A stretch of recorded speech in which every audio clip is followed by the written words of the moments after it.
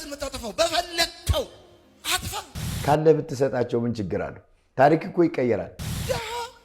ጥቁር ጉንዳን ከያዘ አይለቅም። በጅምላ ሰደበ ድህነቱን ያራገፈለትን ህዝብ። በነገራችን ላይ ሰው ፈልጎ ድሃ አይሆንም። ትርጓሜ የለም እዛ ቤት። ይልክ ነው። ስዱ ንባብ ብቻ ነው። ትክክል ነው። ልጇን ቀብራ እዝን የምትበላናት ማለት ናት ኢትዮጵያዊ። መድኃኔ ዓለም ሞትን ድል አድርጎ በኃይሉ ስለተነሳ በፋሲካው ማግስት ገዳማውያኑን በፍጹም እንዳንረሳ የተዋህዶ ልጆች የእናቶች በዓት አልቋል ብላችሁ እጃችሁ እንዳይሳሳ ደግሞስ ብታዩት የአባቶቻችሁን ፍዳና በሳ።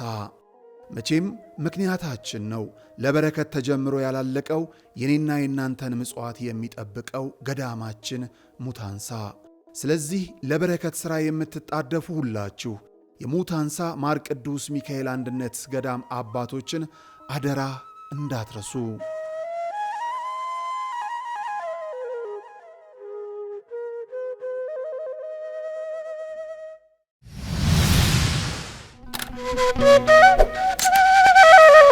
በስመ አብ ወወልድ ወመንፈስ ቅዱስ አሐዱ አምላክ አሜን። ሰላም ጤና ይስጥልን ክቡራን ተመልካቾቻችን እንደምን አላችሁ?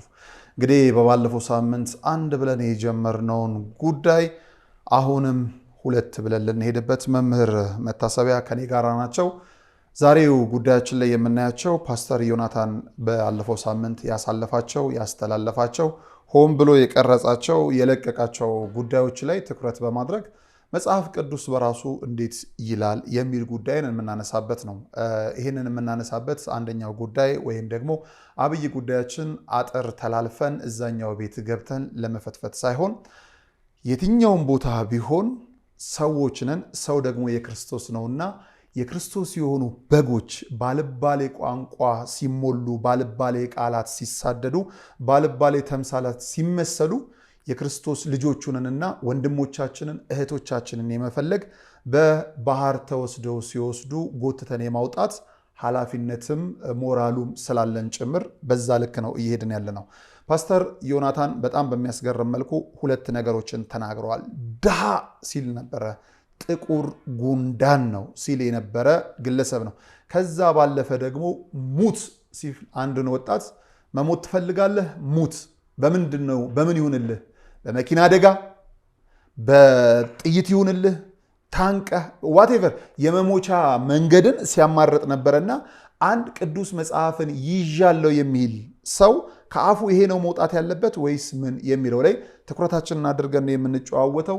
እስቲ መልካም የሆነውን ሰናይ የሆነውን ነገር ሼር አድርጉት፣ ላይክ አድርጉት። የተዋህዶ ልጆች ጩኸትና ግርግር ሁካታና እንዲሁ ሌላውን ችግር ብቻም አይደለምና እንዲህ ለመፍትሄ ለእውነትም የቀረቡ ሀሳቦችን እንዲደመጡ ከፍ አድርጓቸው። መምህር እንኳን ደህና መጣ። እንኳን ደህና ቆያችሁ። እንግዲህ ስድባችንን ለመምሰል አይደለም፣ ጥቁር ጉንዳን ተብለናል። በጣም ድሃ፣ እኛ ደግሞ ድሆች ነን በብዙ መልኩ ድሆች ሳለን የሚለው ሌላ ቃሉም ስለሚከተል ጭምር ማለት ነውና በጣም በሚያሳዝን በሚያስገርም መልኩ ይህ ትላንትና ሲበላ እንኳን አፉን ከርኖ ማላመጥ የማይችል ግለሰብ አንድ ቪዲዮ ላይ ሳይ ነበረ። የታክሲ ጎሎት ኬሻ ላይ ሲያድር የነበረ ወዛደር ዛሬ እንግዲህ ክርስቶስን እንፈልጋለን በሚሉ የተታለሉ በጎች የተከበበ አንድ ጎረምሳ የሰውነቱ እድፍ ወርዶለት የቃሉ ስህተት ተስተካክሎለት ምንድነው የዘመመ አዳራሹ በአዲስ ተገንብቶለት መልሶ ሰውን ሲንቅ የሰማንበት አንድ ቪዲዮ አለ። እሱን ሰምተን እንመለስና ወደዚህ መጽሐፍ ቅዱስ ጋራ ምን ይላል ወደሚለው እንምጣ። መምህር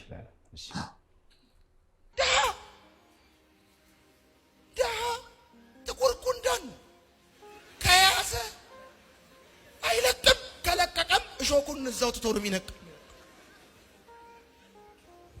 ሰው ያለ ምክንያት ድሃ አይሆንም። ብራዘር፣ ሰው ያለ ምክንያት ድሃ አይሆንም። እነግርሃለሁ፣ ሁላችንም ራቁታችን የመጣ ነው። ሰው ያለ ምክንያት ድሃ አይሆንም። የሆነ ጉዳይ አለ ወይ አመሉ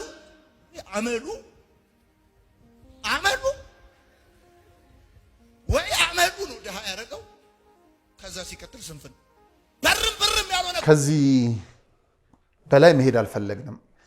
ድሃ ጥቁር ጉንዳን ነው፣ ከያዘ አይለቅም። ብርም ያሉንን ሰዎች ከፊት አለን። ስብከቱ ሁሉ ከነዋይ የዘለለ አይደለም። ይህን ቃል እንዴት አዩት መምህር? እንደ አንድ ኢትዮጵያዊ በተለይ ደግሞ እንደ አንድ ኦርቶዶክሳዊ ደስ አይልም ማለት ኢትዮጵያዊነት የሚገልጸን የራሳችን የሆነ ተከባብሮ መኖራችን። እንደውም እኮ ይባላል ሰው እንደ ቤቱ እንጂ እንደ ጎረቤቱ አይበላም ይባላል። ሁላችንም ለየራሳችን የምንኖርበት ሚዛን አለ። ጉንዳንና ድሃ በነገራችን ላይ ተነጻጻሪ ሆነው የሚቀርቡ ነገሮች አይደሉም። እንደውም መጽሐፍ ቅዱስ ወደ ገብረ ጉንዳን ሂድ ከነሱ እንድንማር ያዛል መጽሐፍ ቅዱስ። ለምን መሰለ? ክረምትን ያክል መከራ ከፊታቸው ስላለ ክረምትን የሚያልፉበትን ምግብ ለማከማቸት አብረው ተጋግዘው ያንተ ድርሻ ብዙ ነው የኔ ድርሻ ትንሽ ነው ሳይባባሉ ምግባቸውን የሚያከማቹ፣ ውቅያኖስን መሻገር ቢፈልጉ አንዱ በሌላው ላይ እየተደረበ ሁሉም ተሻግረው አንድም እንኳን በውሃ ሳይወሰድ የሚሻገሩ ናቸው። የትጉ ሰራተኛ ምልክት አድርጎ ነው ጉንዳኖችን መጽሐፍ ቅዱስ የሚገልጣቸው። ሁለቱ አይነጻጸሩም፣ ተነጻጻሪም ሆነው አይቀርቡም። ምን ይላል ጥበበኛው ሶሎሞን በመጽሐፈ ምሳሌ ምዕራፍ 17 ቁጥር 5 ላይ በድሃ የሚያላግጥ ፈጣሪውን ይሰድባል፣ በጥፋትም ደስ የሚለው ሳይቀጣ አይቀርም ይላል። በነገራችን ላይ አንድ ሰው ድሃ የሚሆኑበት መሰረታዊ ምክንያቶች ይኖሩታል። የቅርቡን እናንሳ። በሀብት በንብረት እግዚአብሔር አምላክ የባረካቸው ኦርቶዶክሳውያን ክርስቲያኖች እግዚአብሔርን መውደዳቸው ክርስቶስን መፈለጋቸው ምክንያት ሆኖ ቤታቸው ፈርሶባቸው በሰይፍ ተመትረው ከልጆቻቸው መካከል ገሚሱ ተገለው ገሚሱ ተደፍረው ከሰውነት ተርታ ወጥተው የሚደርስላቸው አጥተው የፍርድ አደባባዮች ለነሱ የሚሆን ቦታ አጥተው መከራ ሲቀበሉ በችግር ሲንገላቱ እየተራቡ እየተጠሙ ብዙዎቹ ወደ መንገድ ወድቀዋል። ባለጸጋውን አምላክ ኢየሱስ ክርስቶስን ብለው የደረሰባቸውን ግፍ እንደ ሹመት እንደ ሽልማት ስለተቀበሉት እነዚህ ሰዎች በሰው ዘንድ ሲታዩ ድሆች ናቸው። ሰው ናቸው፣ ይርባቸዋልና ይለምናሉ፣ ይጠማቸዋልና ይማጸናሉ። እንዳይሰሩ ጉልበት የላቸውም፣ እንዳይሰሩ ችግር አለባቸው። እነዚህን ሰዎች በዚህ ልክ ልናንጓጥጣቸው አንችልም። የቅዱሳት ድርሳናት እንደሚያሳዩ ቅዱሳት መጽሐፎች ድርሳኑ ላይ ገድሉ ላይ የምናየው ስለ ኢየሱስ ክርስቶስ ሲሉ መከራን የተቀበሉ በሰይፍ የተመተሩ በሰንሰለት የታሰሩ እንዳይወልዱ እንዳይዋለዱ የተኮላሹ ጊዜና ስልጣን ያጀገናቸው ከሰውነት ተርታ አውጥተው የለዩዋቸው ሰዎች ኢየሱስ ክርስቶስን ከፊት አስቀድመው ስለዚህ ዓለም ተርበው ተጠምተው መከራቸውን ተቀብለው ቢኖሩ ድሃ ናቸው ብለን ልናላግጥባቸው አንችልም። ይህም ብቻ አይደለም። የማይታይ ደዌ ተሸክመው ለሰው የማይናገሩት በሽታ በውስጣቸው አንቅዟቸው እንዳይሸከሙ እንዳይሰሩ ሌላው ቀርቶ በሰው መካከል እንኳን ቁጭ እንዳይሉ ከውስጣቸው የጀመራቸው ቁስል ነቀርሳ ወደ ሌላው ሰው መጥፎ ጠረን ያሳልፋል ብለው ተሸማቀው አንገታቸውን ደፍተው የሚኖሩ ሰዎች አሉ። ቁራሽ እየለመኑ ውሃ እየለመኑ የሚኖሩ ልናዝንላቸው እንጂ ልናንጓጥባቸው የሚገቡ ናቸው ብዬ አላስብም። ይሄ ድህነትን በስጋ ዓይን ስናየው ነው። ስራ መስራት የማይችል ገንዘብ የሌለው መብላት መጠጣት ያቃተው በሚል ካየነው ነው። ለዛውስ ቢሆን መጽደቂያዎቻችን እኮ ናቸው። ኢየሱስ ክርስቶስ የተራበውን ያበላ የተጠማውን ያጠጣ በመንግስቱ በመጣ ጊዜ እንደሚሸልም እኮ ይናገራል አይደለም? ስለዚህ ኢየሱስ ክርስቶስ አንተን ሊምርህ ሲፈልግ እነዚህን ሰዎች መጽደቂያ አድርጎ በፊትህ ያመጣቸዋል። በስሙ ከለመኑ አንተን ሰጪ አድርጎ እነሱን ተቀባይ ካደረገ ካለ ብትሰጣቸው ምን ችግር አለው? ታሪክ እኮ ይቀየራል። ዛሬ የተመጻደቅበት ገንዘብ ነገ ብን ብሎ ትቶ እንደማይሄድ እኮ እርግጠኛ መሆን አትችልም። እንደ ጻድቁ እንደ ኢዮብ አይነት ባለጸጋ አልነበረም። ያለውን ሁሉ ግን ሲያጣ ፀሐይ ከመግባቷ በፊት በአንዲት ቅጽበት የተከሰተች ነበረች አይደለም? ትላንት ያንን ያደረገ እግዚአብሔር የኢዮብን ሕማም የኢዮብን ስቃይ ወስዶ በኋላ እኮ ኢዮባም ብሎታል። ኢዮብ ማለት ጨረቃ ማለት ነው። ኢዮባም ማለት ደግሞ ፀሐይ ማለት ነው። ኢዮብ ማለት አበባ ማለት ነው። ኢዮባም ማለት ፍሬ ማለት ነው። ያንን ሁሉ መከራውን እስኪረሳ ያንን ሁሉ ስቃዩን አሳልፎ አንዲትም ቦታ ምልክት ሳትቀረው እግዚአብሔር በእጥፍ ክሶታል። ከእግዚአብሔር ጋር ከኖርክ መቼም ይሁን መቼ ታሪክህ ይቀየራል፣ ነገርህ ይገለበጣል። ይሄ እውነት ነው። ዛሬ ላይ እንደቆምን አንቀርም። ዛሬ የዋልንባት ዕለት ትላንት ትሆንና ዛሬ የጠበቅነው ተስፋ ነገ ዛሬ ሆኖ ደግሞ ተመልሶ ይመጣል። በጣም አጥብበን ካየነው በዛሬ ውስጥ እንደ ትላንትና ያለፈ ቅድም አለ፣ እንደ ነገ የሚመጣ በኋላ አለ። ስለዚህ አሁኑን ከእግዚአብሔር ጋር ማድረግ ለሚችል ሰው የህይወቱን መስመር ለእግዚአብሔር አሳልፎ የሚሰጥ ሰው ቢያገኝም ቢያጣም ቢኖረውም ባይኖረውም ተመስገን ብሎ ለጌትነቱ ተገዝቶ የሚኖር ሰው መቼም ይሁን መቼ ማትረፉ አይቀርም። ብዙ ሰዎች የሚዘነጉት አንድ ነገር አለ። አሁን እየነዳው የምትወጣው መኪና እንደማይጋጭ እርግጠኛ መሆን አትችልም በፍጹም። አሁን የተመጻደቅበት ሀብት ንብረትህ መጥፊያ እንደሚሆን ማሰብ አለብህ። እግዚአብሔር ከሌለበት አምላከ ቅዱሳን ኢየሱስ ክርስቶስ በህይወትህ ካልነገሰበት የቤትህ ጉልላት የሐሳብህ ሁሉ ፈቃጅ የመንገድህ ሁሉ መሪ እስከሚሆን ድረስ በእኛ ህይወት ላይ እንደፈለገ እንዲሆን እንዲከብር ከፍ አድርገን ኢየሱስ ክርስቶስን ካላስቀደምን በስተቀር ያለን መጥፊያችን ነው። ጥበባችን ሁሉ መጥፊያችን የሚሆንበት ዘመን ስላለ ነው ማለት ነው። በዚህ በፊልጵስዩስ ሰዎች ምዕራፍ 2 ቁጥር 7 ላይ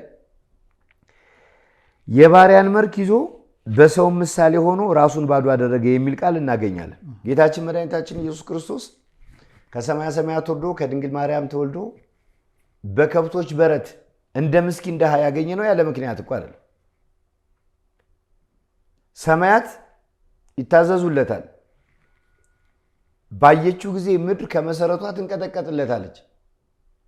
ሰማይ መቀመጫው ምድር መረገጫው ነው ተብሎ ተጽፎለታል። ሁሉም በቃሉ የሚያከናውን ነው።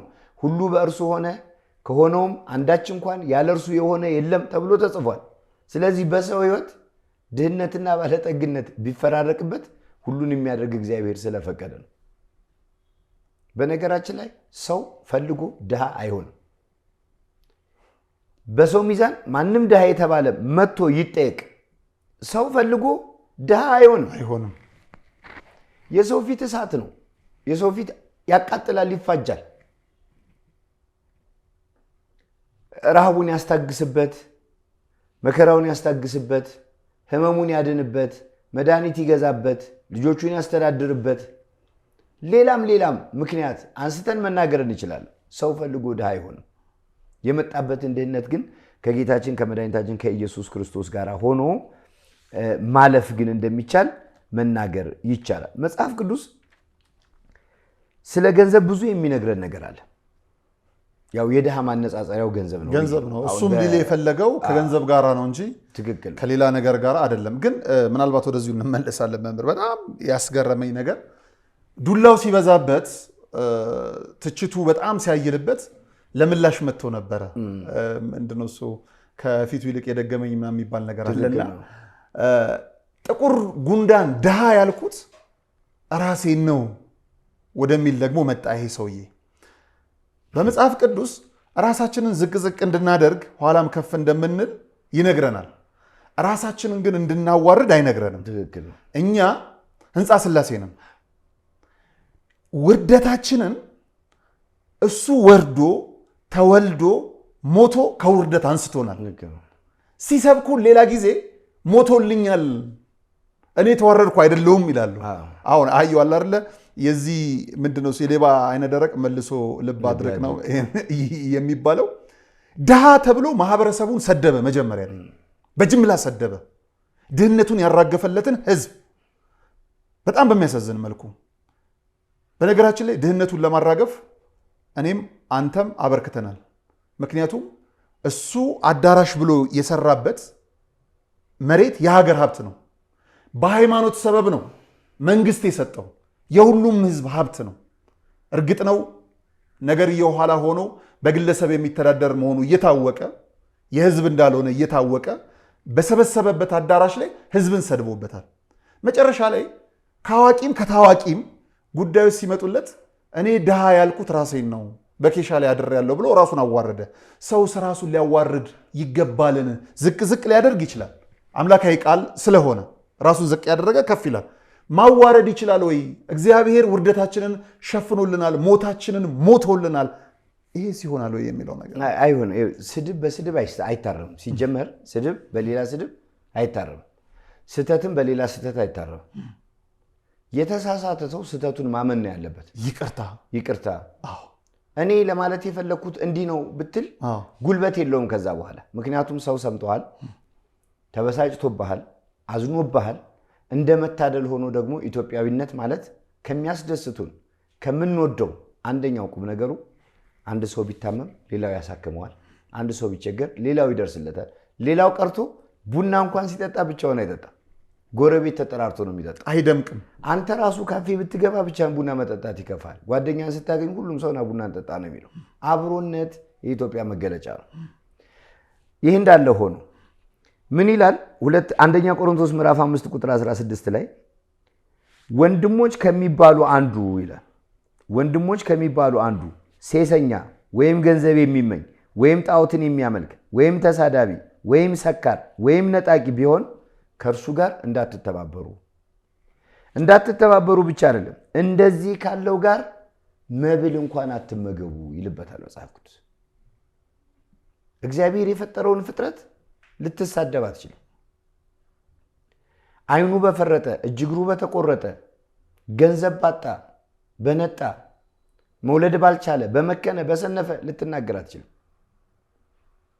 ይዋል የሚደርም እንጂ ሰው የዘራውን ያጭድ የለ በዘራህበት መልሰ ማጨድ አይቀርም። ሲጀመር በጅብ ቆዳ የተሰራ ከበሮ ሲመቱት እንብላው ይላል። ይሄ ነው የሆነው። ሌላ ምንም ግንቡን አይተህ ግንቡን ካልወደድከው ግንበኛው ነው የሚመጣው። ልክ ነው።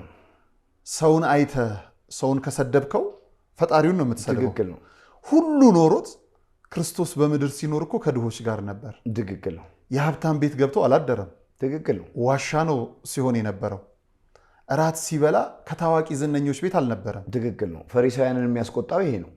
ወደ ከተማ የሚመጣው በዓል ለማክበር እንጂ ከቀራጭ ከለዋጮች ጋር ለመተባበር አልነበረም። ትክክል ነው። በነገራችን ላይ ኢየሱስ ክርስቶስ ራሱ ከኃጢአተኞች ጋር ከቀራጮች ጋር ከበደለኞች ጋር በገሊላ ነበር አይደለም? ይህንን አይተው ፈሪሳውያን እኮ በተቀመጠበት ሄደው እንዴት ከነሱ ጋር ይውላል? ከድሆች ጋር፣ ከተናቁት ጋር፣ ከአመፀኞች ጋር፣ ከዘማውያን ጋር እያሉ ይነቅፉት ነበር። እነሱ ግን ያላወቁት አንድ መራር እውነት ምንድን ነበር? ኢየሱስ ክርስቶስ ወደ ምድር የመጣበት ዓላማ ድሆችን ባለጸጎች ለማድረግ ነው። ኃጢአተኞችን እንደ ጻድቃን ለማድረግ ነው። የረከሱትን ወደ ቅድስና ለማምጣት ነው። የተዋረዱትን ከፍ ለማድረግ ነው። አሁን ደግሞ በኢየሱስ ክርስቶስ ትምህርት አንጻር ያው መምህር ነኝ ብሎ የተሾመ አንድ አካል መደበኛ ስራው ሊሆን የሚገባው ምንድን ነው? ድሃውን ባለጸጋ ማድረግ፣ ተስፋ የቆረጠውን ተስፋው እንዲቀጠል ማድረግ፣ የተቸገረውን ማገዝ፣ የወደቀውን ማንሳት፣ የደከመውን ማበርታት ነው ሊሆን የሚገባው። ድሃውን ባለጸጋ ማድረግ ሲባል ግን ይሄ አይሱዙና ሲኖትራክ ማደል አይደለም። እንደሱ አይደለም እኮ ሲጀመር በእኛ ዘንድ ያለው ድህነት ይሄ አይደለም። አሁን እኮ እሱ ነው የሚደንቅ ነገር። ምን እዛ ቤት ያለው ጥሩ ነገር ንባብ ይገላል፣ እኛ ጋር ደግሞ ትርጓሜ ያድናል ነው። ትርጓሜ የለም እዛ ቤት። ልክ ነው። ስዱ ንባብ ብቻ ነው። ትክክል ነው። ስለዚህ ድሆችን ባለጠጋ ሲል ቤት ለሌለው ቤት ይሰጣል፣ ስራ ለሌለው ለስራ፣ ቡክ ላመጣ እንትን ውስጥ እሱ አይደለም። ለዛ እኮ ነው አሁን ይኸውልህ፣ አሁን አንዳንድ ጊዜ እንደው አንዳንዱን ማለት ሰው ይሳደባል እያለን እኛም ወደዛ እንዳንሄድ ስለምፈራ ነው። እንዴት ወንጌል የሚሰብክ ሰው በመንፈስ ድሆች ሆኑ ብፁዓን ናቸው እግዚአብሔርን ያዩታልና የሚል ቃል አለ።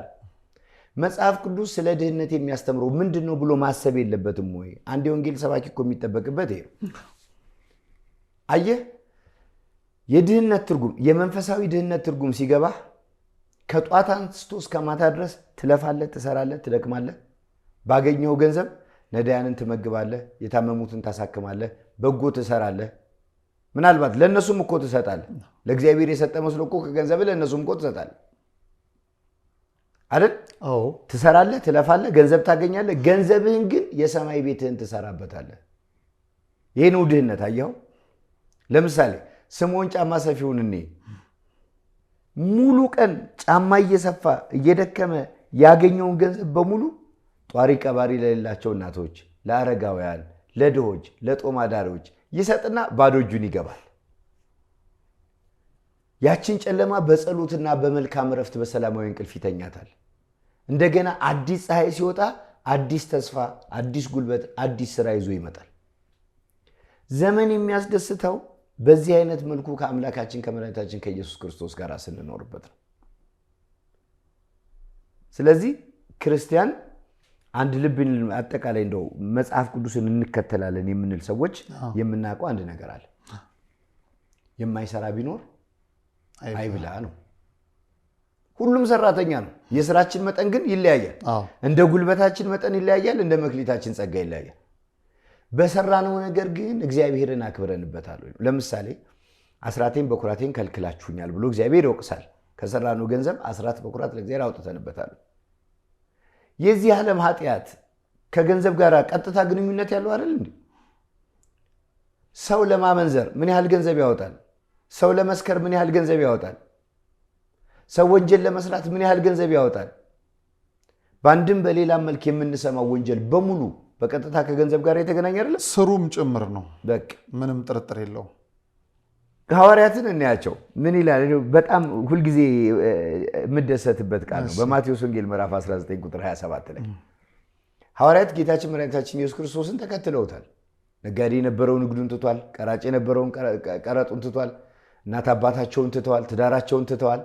ጌታ ሆይ ሁሉን ትተን ተከተልን፣ የምናገኘው ነገር ምንድን ነው ብለው ጠይቀውታል። አሁን ሁለት ነገር እኔ ሁሉን ነገር ትተን ተከተልን የምናገኘው ምንድን ነው? እግዚአብሔርን ተከታይ ነኝ የሚል ሰው ስለ ሀብት፣ ስለ ገንዘብ፣ ስለ ንብረት ሐሳብ ካለው ችግር አለ ማለት ነው። እንዲህ ብለው ሲጠይቁት ምንድን ነው ያላቸው? እናንተ በ12ቱ ዙፋን ተቀምጣችሁ ትፈርዳላችሁ ብሎ ከሞት በኋላ ያለውን ክብር የሚያገኙትን ደስታ ነገራቸው። የሚበልጠውን ስለሰጣቸው ከዚች ጥያቄ በኋላ ሐዋርያት ስለ ገንዘብ ሲያወሩ ሰምተን አናውቅም። ስለዚህ ኢየሱስ ክርስቶስን የተወሰው መገለጫው በገንዘብ፣ በሀብት፣ በንብረት የማይለካውን አምላክ የተከተለ ሰው መገለጫው ትህትናው፣ ፍቅሩ፣ ስለ ኢየሱስ ክርስቶስ ሲል ሁሉን መተው እንጂ ሌላው ተራው ነገር ያሳስበዋል ብዬ አላስብም። እንደውም በሉቃስ ወንጌል ምዕራፍ 16 ቁጥር 14 ላይ ገንዘብን የሚወዱ ፈሪሳውያን ይህንን ሰምተው ያፌዙበት ነበር የሚል አምላካዊም ቃል እናገኛለን። የሚገርም ነው። አዎ እዚሁ ላይ እናያቸው ማለት እኔ አንድ ሁለት ነገር እንደው ደስ የሚለኝ ሰዎች ራሳቸውን የሚወዱ ይሆናሉ። ገንዘብን የሚወዱ ትምክተኞች፣ ትዕቢተኞች፣ ተሳዳቢዎች፣ ለወላጆች የማይታዘዙ ይሆናል ይላል ሁለተኛ ጢሞቴዎስ ምዕራፍ 3 ቁጥር 2 ላይ። የእሱን ታሪክ ሳይ ያሰብኩት ነው እና እንደው ለቃቃሚ ብሎ ያነሳት ሴት ለቃቃሚ የሚለውን ቃል እሱ ሲያላግጥበት እኔ በውስጥ የምትቆረቁረኝ አንድ ደስ የምትለኝ ሴት ስላለች እንደው ሕይወቴን ሁሉ እንደሷ ባረግልኝ ብዬ ምን በነገራችን ላይ ለቃቃሚ አለኝ ያለው አባቱን ነው። የራሱ አባት እና ምንድነው ከቤተሰብ ነው ስድብ። ቀጣይ ቪዲዮ እናመጣለን። ግን በለቃቃሚ ደስ ያለችኝ ሴት ሐዋሳ አካባቢ ሲሄድ አንድ ነገር ስፈልግ ወድቆ ታምር ማየት ፈለግኳልና ሂድ ለቃቃሚ አለኝ አባቴን ያለኝ ሲል መልካም ነገር አይወጣም ማለት ነው ከቤተሰብ የሚል ሐሳብ መጣብኝ። ከመጽሐፍ ቅዱስ ጋር ግን እናገናኛለን። እና እቺ ሩት የምትባል ሴት አለች በመጽሐፍ ቅዱስ ውስጥ። እንደው መጽሐፈ ሩት የሚል ለብቻዋ መጽሐፍ አላት። አቤሜሌክ የሚባል አንድ ሰው ነበረ። ኑሃሚን የምትባል ሴት አገባ። 2 ልጆች ወለደ። መሐሎንና ኬሊዮን ይባላሉ። ለነሱ ደግሞ ሩትና ኦርፋ የሚባሉ ሚስቶች ሆኑላቸው። በስደት ነበሩ። ረሃብ ጸናባቸው። መሐሎንና ኬሊዮን ሞቱ። ኑሃሚን ተቸገረች። ኑሃሚን ማለት ደስታዬ ማለት ነው ሲተረጎም።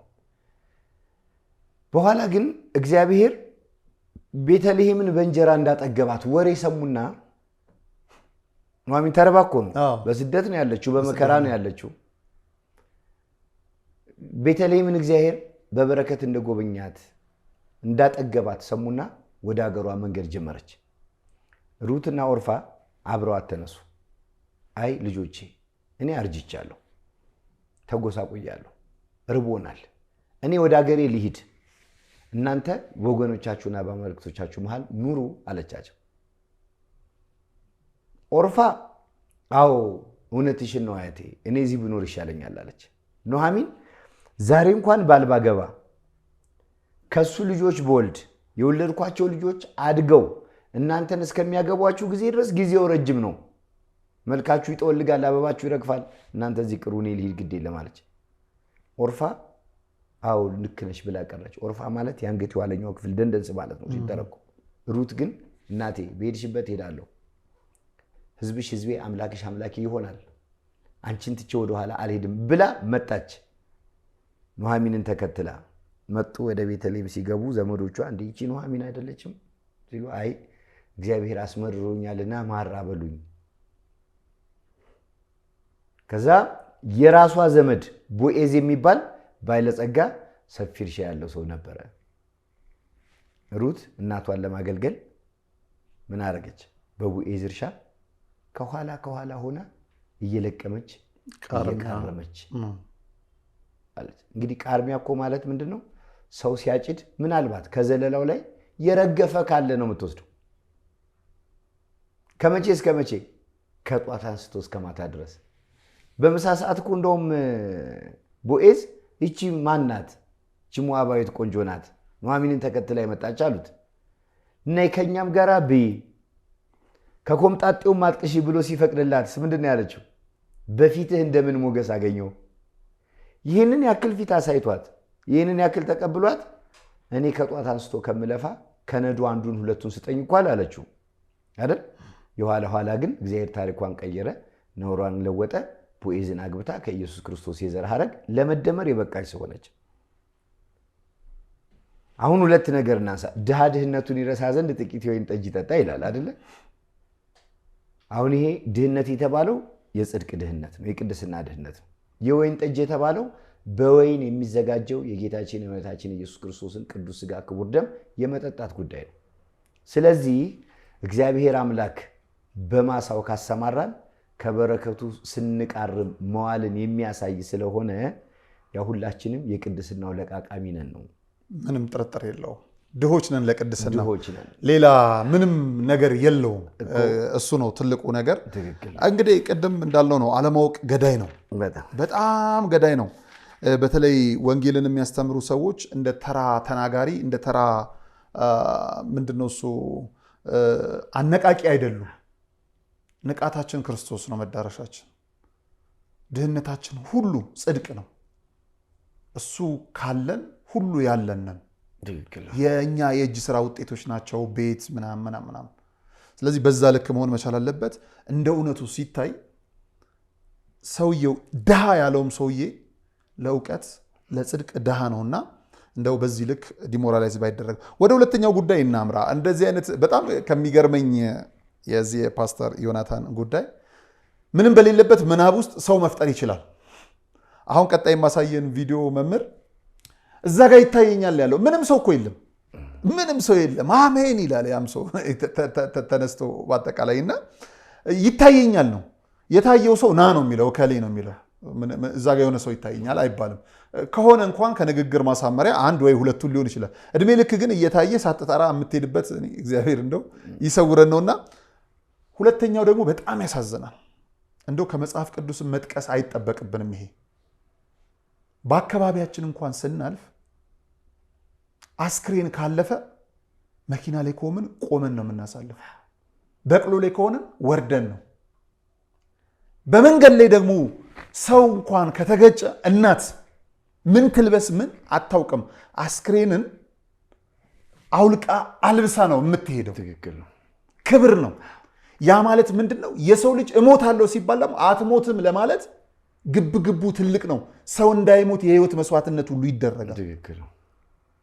ይሄ ሰው ግን አጥምዶ ሰውን ያድናል ሲባል መሞት ትፈልጋለህ? በምን ይሁንልህ እያለ ይናገራል። እንስማ ውስጥ ራሴን አጠፋለሁ እያልክ ቤተሰብ የምንበጠበት ልጅ አለ እዛ ጋር። በምን ይሁንልህ? በምን? በመርዝ፣ በጥይት፣ በቦምብ፣ በመኪና በምን ይሁንልህ? መኪና ካልገዛችሁ በምን ይሁንልህ? ራስን የምታጠፋው በፈለግከው አጥፋ አጥፋ። እንደውም ይገርማል። እንደውም ብያለሁ አንድ ጊዜ ከዚህ በላይ እንሂድ። ሰው ምንድን ነው የደነዘዘው? ይስቃል እንዳልኩ የለም ሰውየው ዝም ብሎ በምናብ የፈጠረው ነው እዛ ጋ ያለው። እዛ ጋ ግን ራሱን ለማጥፋት ያለ ሰው ካለ አንዱ ፓስተር እንኳን ቢሳሳት ህዝቡ እንዴት ማዘን አቃተው? እዛ አዳራሽ ውስጥ ያለው ማለት ምን አቃተው? ለምን አልደነገጠም? እድናለሁ ብሎ የመጣ ህዝብ አይደለም? እሞታለሁ ያለን ሰው እንዴት አላዘነም?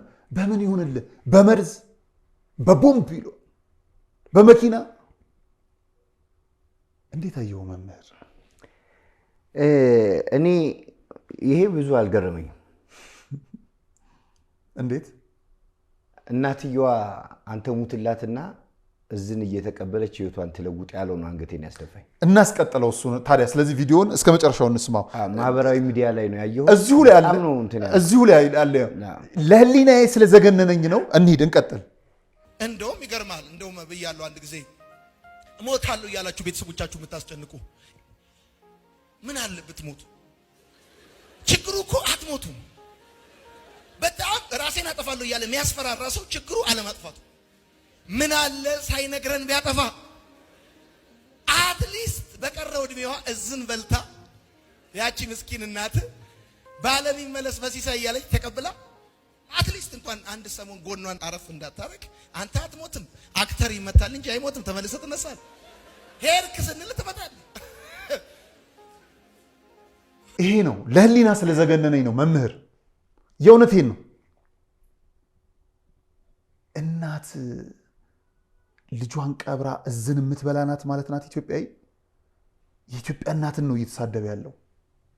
ልጇን ቀብራ የምትበላ እናት የትኛዋ ናት? በእዝን የምትኖር። ይሄ እኮ ነው በጣም አንገትህን የሚያስደፋ።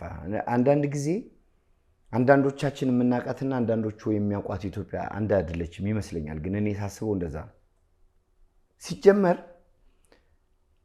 ሐዘን ሰቀቀን ነው የሚያመጣው። ሞት አንገት ያስደፋል። በትክክል ይጦረኛል፣ ያግዘኛል ያለች እናት ልጇ ሲሞትባት ሁልጊዜ እናቶች የሚጸልዩት ቅድሚያዬን ስጠኝ ከልጆቼ በፊት አስቀድመኝ ነው። ይታወቃል። እንደው እናት በልጇ መከራ ትቀበላለች እንጂ ልጄ ልገላገለውና ዝም በልቼ ሞት አንድ እናት ምሳሌ ሆና አትመጣም። ሲጀመር የኛ ሀገር እዝን ንፍሮ መብላት ነው 3-4 ቀን። ከዛስ በሐዘን ጊዜ የነበረ ሰው እየቀነሰ ሲሄድ ብቸኝነቱ ነው መጀመሪያ ራስ እንድታጠፋ የሚያደርግ። ልጅ ሞቶብህ ዘመድህን አጥተህ ብቻህን መኖርህ ነው የሚያሳቅቅ። እንደው ሲጀመር የትኛው ሰው እዝን ብሎ ገንዘብ ሰጥቶ ነው እናት በደስታ ትኑርበት የሚባለው? እውነት ኢትዮጵያውያን እናቶች እንደዚህ ከሆኑ ጆሮአችንን ጭው የሚያደርግ መርዶ እየነገረን ነው። በጣም ከባድ ነው። በዛ ላይ ደግሞ እኔ የከበደኝ ከሃይማኖት መምህር ስሰማው ነው የተሾምክበት ዓላማ እንዳይሞቱ እግዚአብሔርን ፈልገው እግዚአብሔርን አግኝተው በነፍስም በስጋም እንዳይሞቱ ከእግዚአብሔር ጋር ለማስታረቅና ለክብር ማብቃት ነው የመጣንበት ዓላማ ይሄ ነው እንጂ ሙት አይባልም። እሱስ እሺ ይበለው የሚስቀው ሰው አሁን ወጥተህ ስትገባ ልጅ ተንጠልጥሎ ብታገኘው፣ ሄደህ ስትመለስ የሆነ ዘመድ ተንጠልጥሎ ብታገኘው። በነገራችን ላይ እኔ ብዙ ታሪክ አውቃለሁ፣ አንተም ታውቃለህ። የታነቀ ሁሉ አልሞተም፣ መርዝ የጠጣ ሁሉ አልሞተም። ራሱን ለማጥፋት የሞከረው ሁሉ አልተሳካለትም። ለምን መሰለ? ነፍስና ስጋ የሚለያይበት ቀን ባንተ ፍላጎት አይደለም፣ በፈጣሪ ፈቃድ ነው። አንተ ገመድ ላይ ተንጠልጥለህ ድንገት ሰው ይመጣና እግርህን ይዞ ጮሆ ይመጣል፣ ጎረቤት ይደርሳል፣ ከሞት ያድናል። እንደዚህ አይነት ብዙ ሰዎች አሉ። መርዝ ጠጥተው አረፋ ሲደቁ ሰዎች ወስደው ሆዳቸውን አሳጥበው ከሞት ያደረፏቸው ሰዎች አሉ። ሙት እንኳን ብለው ያ ሰው ራሱን ሊያጠፋ አይችልም። ሙት ማለት ሌላ ጥፋት ነው። ሄዶም ደግሞ አይሞትም። እንዲህ የሚያደርገው ለምንድን ነው? እግዚአብሔር ዓላማ ስላለው ነው። በእኛ ህይወት ውስጥ እግዚአብሔር ዓላማ አለው። ፈቃዱን የሚሰማ እግዚአብሔርን የሚፈልግ ካለ የሟቹን ሞት አልወድም ስለሚል አምላካችን የኛን መጨረሻ እንዲያሳምር እግዚአብሔር አምላክ ፈቃዱ ስለሆነ ነው። እኛ እንድንሞት አይደለም የተፈጠርነው፣ በህይወት እንድንኖር ነው። ሁለት ነገር እዚህ ላይ አንደኛ ሙትን ማበረታታት ነው። ልክ ነው። ለመሞት አንዳንድ ቃል እኮ ነው የሚመልስህ። አይዞህ በርታ፣ አይዞህ ወንዝ ያሻግራል። ልክ ነው። በሁለቱም ሳይድ አንድ በሞቱት ላይ ነው ያላገጠው፣ በሞቱት ላይ ነው የቀለደው። አስክሬን ደግሞ ክቡር ነው በሞቱት ላይ ከሆነ። ትክክል ነው። ለመሞት ምክንያት የሚፈልጉ ደግሞ አሉ። ተናገረኝ አይደለም ተናግረው በሰው ባህሪ ምልክት ስታሳየው ምልክት አሳይተኛል ብለህ እንሄዳለን። ብዙ ወጣቶች እንዲሞቱ የተቀመጠ ምስክር ነው ይሄ ቃል፣ የሚያበረታታ ነው። ሁለተኛ ሞትን የሚያበረታታ ሰው ወጣትን ማፍራት ይችላል ወይ? መልካም ወጣትን ማፍራት ይችላል ወይ? ለመሞት የተዘጋጀን እኮ ነው። አትሙት ብለህ ወደ መልካምነት። ትክክል ነው። የሚሞት ሰው ቢገል አይፈራም። ለምን? በኋላ ቅጣቱን ራሱ ይወስዷል፣ ይሞታል። የሚሞት ሰው ቢበድል አይፈራም፣ በኋላ ይሞታል፣ አወራርደዋለሁ ይላል። የሚሞት ሰው ሀገርን፣ ማህበረሰብን መናድ አይፈራም። አድርግና ሙት እያልከው ነው። እንደውም አጥፍቶ ጠፊ የሚለውን ነገር ለማበረታታት የቀረበ ይመስለኛል ይሄ ነገርና እጅግ ነው የዘገነነኝ። የእሱ እናት እሱ ቢሞት በእዝን ነው የምትዝናናው ማለት ነው፣ በእዝን ነው የምትኖረው ማለት ነው። የገባኝ እንደዛ ነው። አዎ በጣም ከባድ ነው ወንድሜ። አሁን እኔ ምን አለ መሰለ፣ አንዳንዴ ሰው ራሱ ልክ ነው እያልኩ አይደለም፣ ብድግ ብሎ ራሴን ላጥፋ አይልም። ወደ ሞት የሚገፋው ከሚችለው አቅም በላይ የሆነ ግን ምክንያት ይኖርበታል። ለምሳሌ ሰው ጀምሮት አውሬ የጨረሰው የክርስቲያን ሬሳ ታይቷል። ብዙ አይደለም። ያንን ያየች እናት በምን ትጽናናለች? በምን ታጽናናታለች? ራሷን ልታጠፋ ብትመኝ የሆነ ነገር ላድርግ ብትል ከህሊና በላይ የሆነ ነገር እኮ ሲያጋጥም እንደዛ ይሆናል። አይናቸው እያዩ ሚስቶቻቸው የተደፈሩባቸው ባሎች፣ አይናቸው ስር ልጆቻቸው የታረዱባቸው የተገደሉባቸው ቤተሰቦች የሚቋቋሙት ሀዘን ሲቸግራቸው ሲከብዳቸው ራሳቸውን ለማጥፋት ይመኙ ይሆናል። ሀዘን በየዘርፉ ነው። እንዲህ አይነት ሀዘን የከበደ በመከራ የጎበጠ ሰው ስታገኝ እንደ ሃይማኖት ሰው ብዙ ይጠበቅብሃል። ፕሮጀክት አድርገህ ስራ ሆነው ችግራቸውን ከስር ከመሰረቱ ጀምሮ አጥንተህ አባት የሚፈልጉ ከሆነ ወደ አባቶች አቅርበህ ንስሐ የሚያስፈልጋቸው ከሆነ ንስሐ ሰጥተህ ወንጌል የሚያስፈልጋቸው ከሆነ አስተምረህ። ታዲያ ምንድን ነው የጠመመውን ካላቀናህበት፣ የወደቀውን ካላነሳህበት፣ ተስፋ ለቆረጠው ተስፋ ካልቀጠልክበት ሐዋርያዊነት ወንጌላዊነት ምኑ ላይ ነው? ስለዚህ እኔ ዓላማውን የረሳ ዓላማውን የሳተ ትምህርት ነው የሚመስለኝ። እንደውም መሆን ከነበረበት ትምህርቱ እንኳን ከቀረ ጸሎት ተይዞ ትክክል ነው። በመኪና አደጋ ህይወታቸውን ላጡ ትክክል ነው። በቦምብ ለፈነዱ የኛ ቤተክርስቲያን እንደምታረገው በቃ ስለዚህ ለውሃ ሙላት እንኳን ሳይቀር የምትጸልይ ለወንዞችና ውሃ ሙላት ትክክል ነው። ወታደሮቿን ጭምር ትክክል ነው። ስለ ክረምትና በጋው ስለ ሀገር መሪዎችም ጭምር ትክክል ነው። ስለዚህ በዛ ቤት ያላችሁ ሰዎች የሀገር መሪዎች ጸሎታቸው ምንድን ነው? ድሃ እንዳይበደልባቸው፣ ፍርድ እንዳይጓደልባቸው፣ በወንበራቸው እንዲጸኑ ነው እኮ። ገልብጥልን፣ አውርድልን፣ ጣልልን ብላ ቤተክርስቲያን ጸልይ አታውቅም። የለም። ስለዚህ እዛ ቤት ያላችሁ በጨለማ ውስጥ የምትመላለሱ ግድ የለም ኑ በብርሃኑ ተመላለሱ ማለት እንፈልጋለን። ወደ ማጠቃለያው እንሂድ። አዎ እንደው እዚህ ላይ ብናየው አሁን እኔ ብናየው ደስ የሚለኝ ምክንያቱም እኛስ ምንድነን ስለ ሰው ምን እንላለን ማለት አለብን። ሰው የደም ዋጋ የተከፈለለት እንደሆነ እነሱም ይሰብካሉ፣ ያስተምራሉ። አይኖሩትም። እሺ ስለዚህ የሰው ዋጋ የጌታችን የመድኃኒታችን ኢየሱስ ክርስቶስ ደም እንደተከፈለለት ሆነን መኖር ካለብን መጽሐፍ ቅዱስ ስለ ሰው ምን ይላል የሚለውን ማየት ጥሩ ነው። በጣም ጥሩ።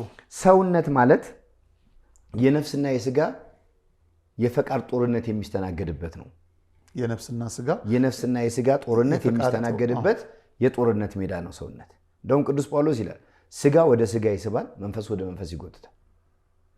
ስለዚህ ሰውነታችን በምንድን ነው የሚወሰነው? ከስጋ ፈቃዳችን ጋር ታግለን ፈቃደ ነፍሳችንን ፈጽመን ከእግዚአብሔር ጋር በምንኖርበት መጠን ነው የሚኖረው። ቅዱስ ዳዊት ለልጁ ለሶሎሞን ልጄ ሆይ ሰው ሁን ብሎ የነገረው ያለ ምክንያት አይደለም። እናሳጥረውና በመጽሐፍ ቅዱሳችን ትምህርት መሰረት ሰው አይነቱ 3 ነው። ፍጥረታዊ ሰው የሚባል አለ፣ ስጋዊ ሰው የሚባል አለ፣ መንፈሳዊ ሰው የሚባል አለ።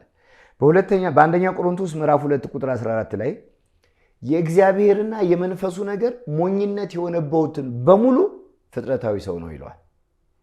እግዚአብሔርን አያውቅም እንዲህ አይነቱ ሰው። እግዚአብሔርን ወደ ማወቅ ጥበብ መምጣት መቻል አለበት። ተነስቼ ልሙት፣ ተነስቼ ላመንዝር፣ ተነስቼ እንዲህ ላድርግ፣ እንደ እንስሳት ልኑር የሚለው ሰው ፍጥረታዊ። እንደውም ዮሐንስ አፈወርቅ ምን ይላል? ሰው ከእግዚአብሔር ሲለይ አኗኗሩ እንደ አራዊት፣ አመጋገቡ እንደ እንስሳት ይሆናል ይላል። ከእግዚአብሔር ጋር ደግሞ ሲኖር ኑሮው የቅድስና ሕይወቱ እንደ መላእክት ይሆናል።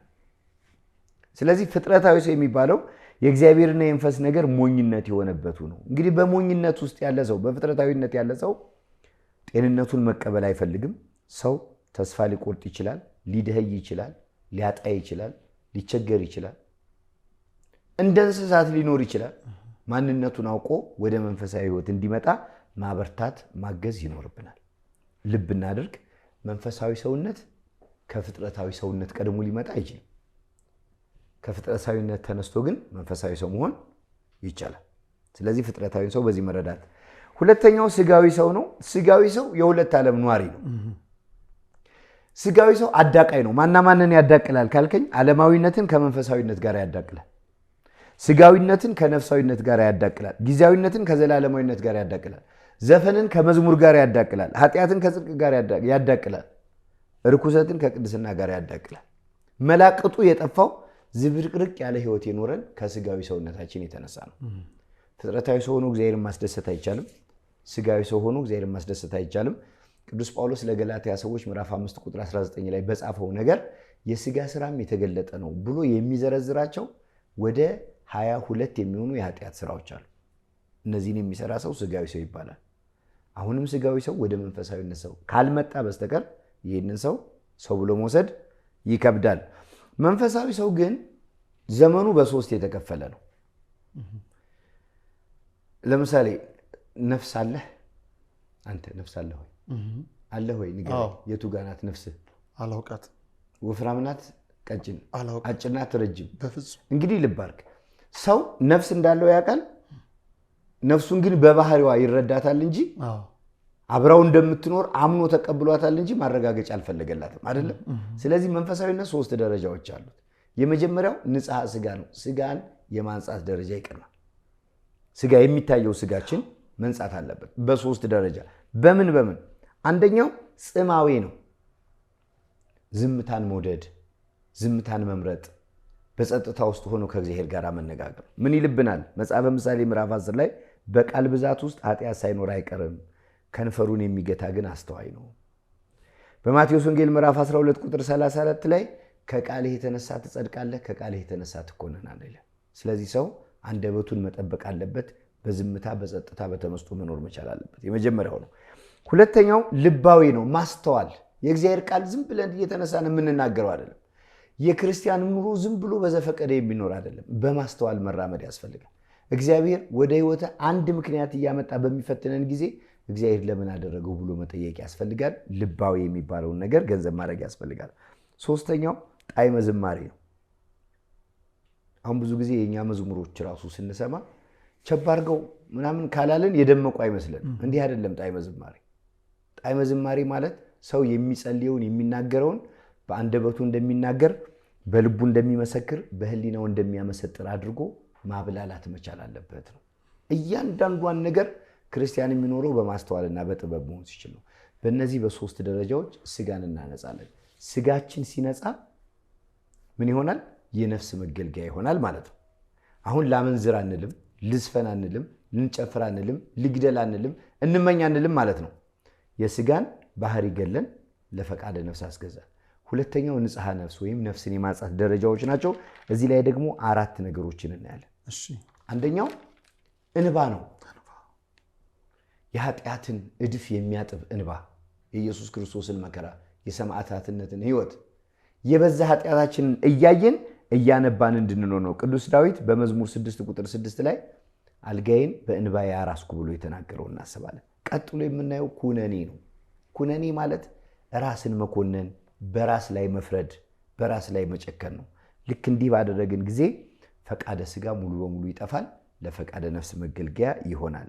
ስጋ ለነፍስ ተገዛ ማለት እንስሳዊ ባህሪ ጠፋ ማለት ነው።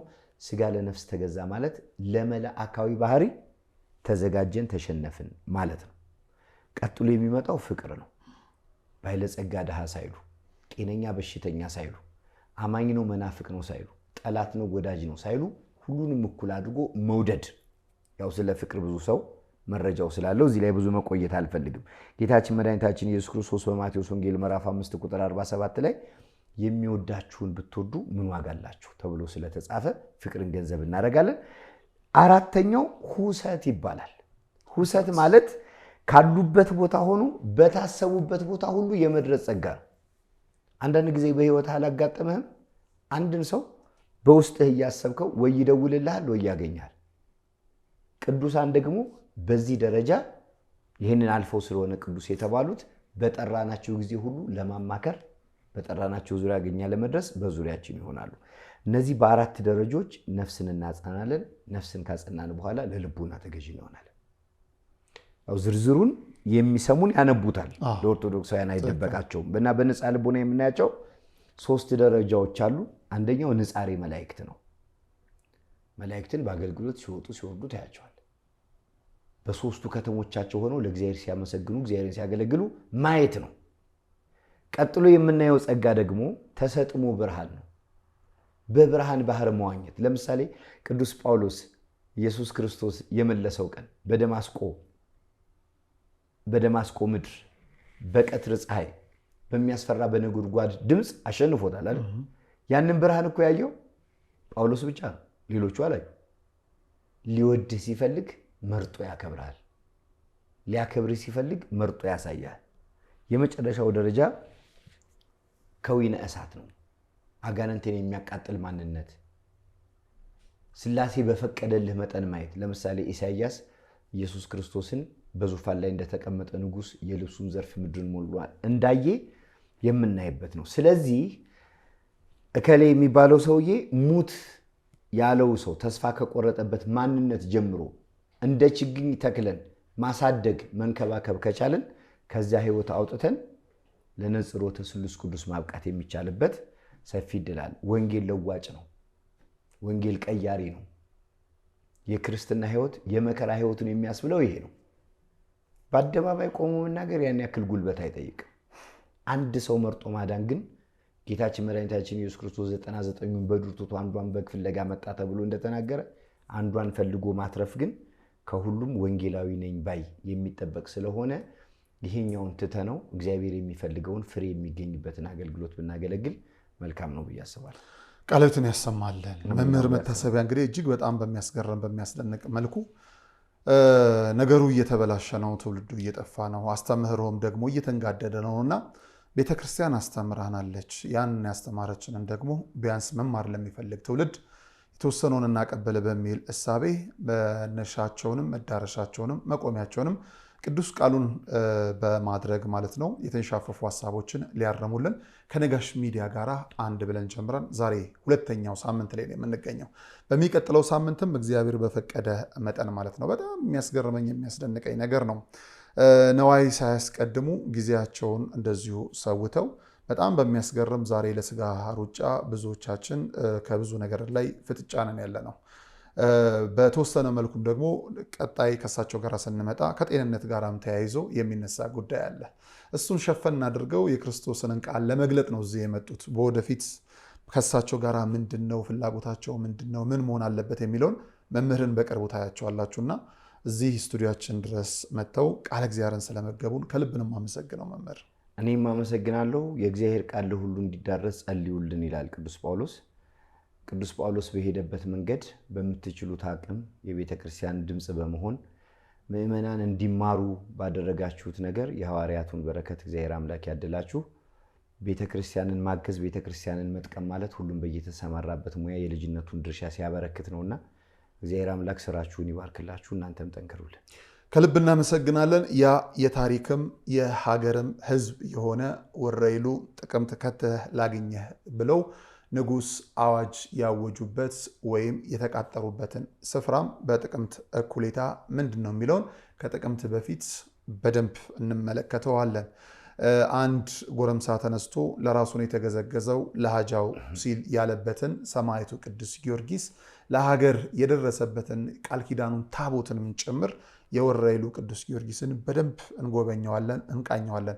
ከኛ ጋር ስለነበራችሁም ከልብ አመሰግናለሁ። ሳምንት በተመሳሳይ ሰዓትም ከእናንተው ጋር እንደምንገናኝ ቃል በመግባት የዛሬው ቆይታችን እዚህ ጋር ይረፍ። መልካም ጊዜ።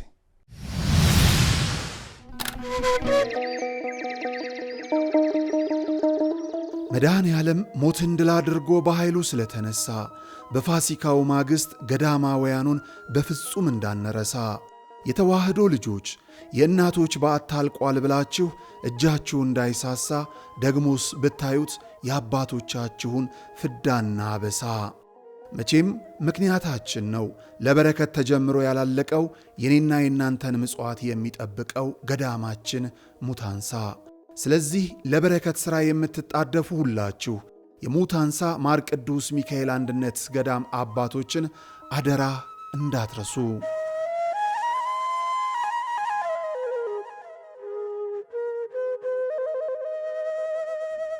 የጃንደረባው ጉዞ ወደ ቅድስት ሀገር ኢየሩሳሌም የኢየሱስ ክርስቶስ ልደትን በቤተልሔም ለማክበር የኢየሩሳሌም ጉዞ ተጀምሯል።